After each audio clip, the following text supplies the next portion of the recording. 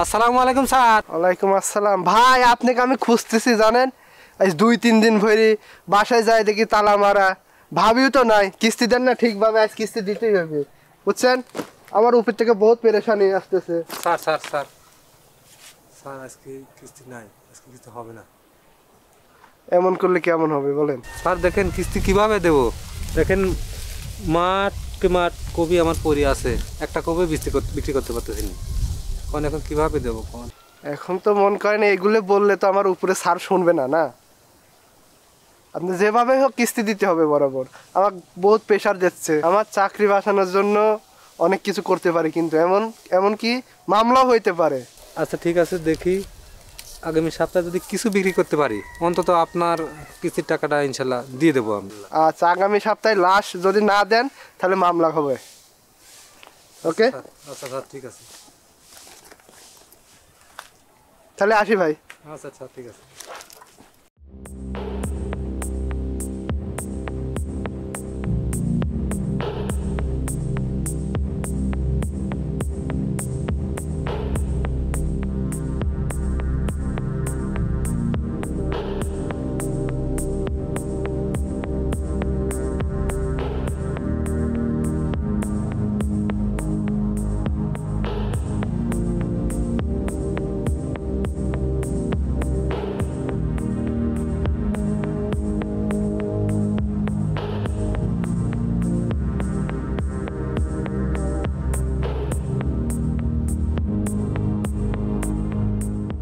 সুপ্রিয় দর্শক মণ্ডলী, আমরা সবুজ বাংলা টিভির পক্ষ থেকে আমি মোহাম্মদ লালচাঁদ আলী।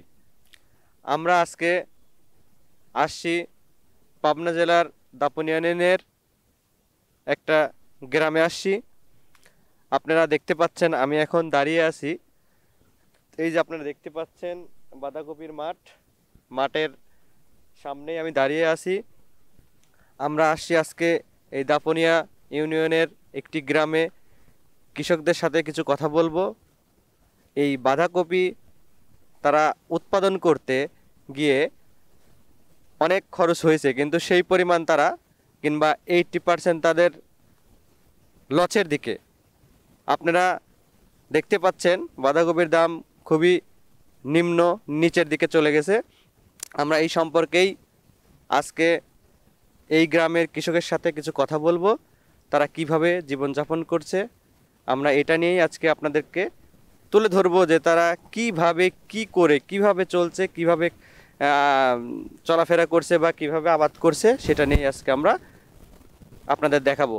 দর্শক মণ্ডলী আসেন, এই যে আমি দেখাচ্ছি আপনাদের, এই যে আপনারা দেখতে পাচ্ছেন এই যে একটা বাঁধাকপি দেখেন, আপনারা দেখতে পাচ্ছেন এই একটা বাঁধাকপি প্রায় ওজন হবে 3 কেজি বা তার উপরে হবে। কিন্তু এই বাঁধাকপি তারা উৎপাদন করতে একটা বাঁধাকপির পিছনে প্রায় 5.5 টাকা খরচ হয়েছে। এই 5.5 টাকা খরচ বাবদ তারা বর্তমানে বিক্রি করতে যায়, দেখা যাচ্ছে যে 4 টাকা পিস বিক্রি করতে পারছে, পার পিস 1.5 টাকা লস। এই দেখেন, আপনারা দেখতে পাচ্ছেন, ওই দেখেন একটা কৃষক মাথায় হাত দিয়ে বসে আছে। আপনারা বুঝতেই পারছেন যে কপির দাম না থাকার কারণেই আজকে সে মাথায় হাত দিয়ে মাঠের মধ্যে বসে আছে। আমরা ভারাক্রান্ত, দুঃখিত। আমরা কৃষকের সাথে এখন কথা বলবো। হ্যালো ভাই, কৃষক ভাই, একটু আসেন, এদিকে আসেন।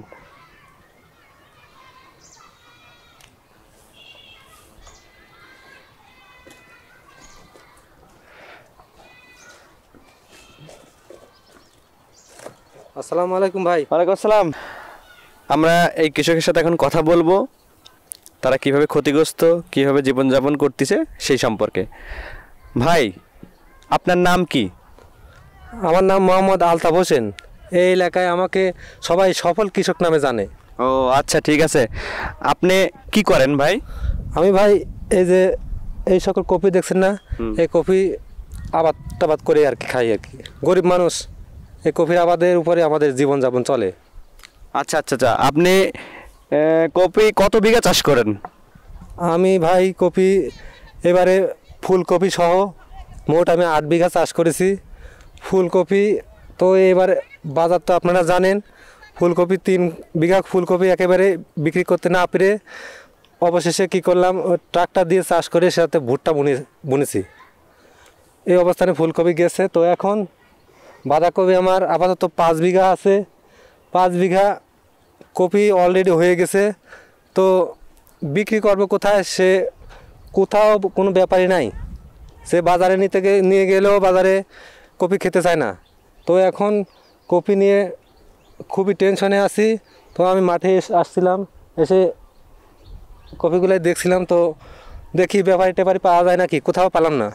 তো এই অবস্থানে এখানে বসে আছি।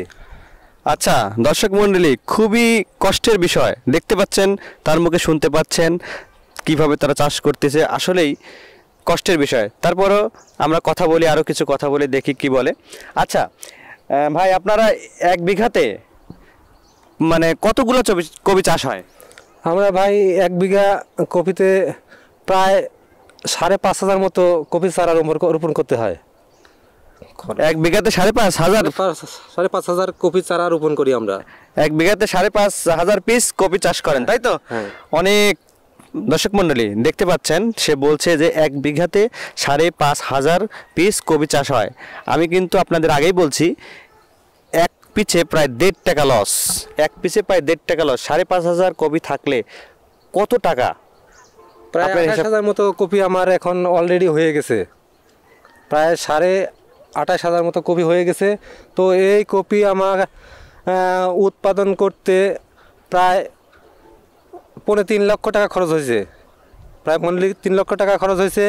তো এই টাকাগুলো আমি প্রথম কৃষি ব্যাংক থেকে 2 লক্ষ টাকা ঋণ নিয়েছি। তো সেই টাকাও শেষে হলো না। তারপরেও আরও কিছু এনজিও থেকে টাকা নিলাম, নিয়ে সেই টাকা দিয়ে আপাতত এই কৃষি আবাদটা চলছে বা তুলছি। তো এই অবস্থানে আছি। এখন কোথায় বিক্রি করব সেই চিন্তায় এখন আমাদের মাথায় আর কিছু আসছে না। আচ্ছা কৃষক ভাই, আপনি তাহলে কিভাবে জীবনযাপন করছেন, বা এই যে লোনগুলা নিচ্ছেন, এই লোনগুলা কিভাবে দিবেন, এটা দর্শকে বলেন। এখন স্যার আমরা হলো গিয়ে এই আবাদের বা এই সবজির উপরে আমরা নির্ভরশীল। আমাদের ওই গাভীটাকে বিক্রি করেই আমাদের এই কৃষি ঋণটা পরিশোধ করতে হবে। তো এ নিয়ে অনেক টেনশনে আছি, চিন্তায় আছি। তো আপনাদের উপর আমাদের একটা দাবি থাকবে, এটা থেকে কৃষকরা কীভাবে পরিত্রাণ পায়, বা আপনারা এই সম্বন্ধে প্রতিবেদনটা উপস্থাপন করে দিবেন, যেন আমাদের মতো কৃষকরা কী করতে পারে, এই ফসল সঠিকভাবে বিক্রি করে সঠিক যেন টাকা পয়সা পায়, বা গ্রাম কিভাবে উন্নত হয়। গ্রামের কৃষকরাই হচ্ছে দেশের ধন সম্পদ, তারাই দেশকে খাদ্যের দিক দিয়ে পরিচালনা করে। তো আমি আপনাকে বলবো, আপনারা এই বিষয়ে একটু ঊর্ধ্বতন কর্মকর্তাকে জানাবেন। প্রিয় দর্শক মণ্ডলী, আপনারা সবই শুনলেন এই কৃষক ভাইয়ের কাছ থেকে, সে কিভাবে কি করতেছে, জীবনযাপন করতেছে।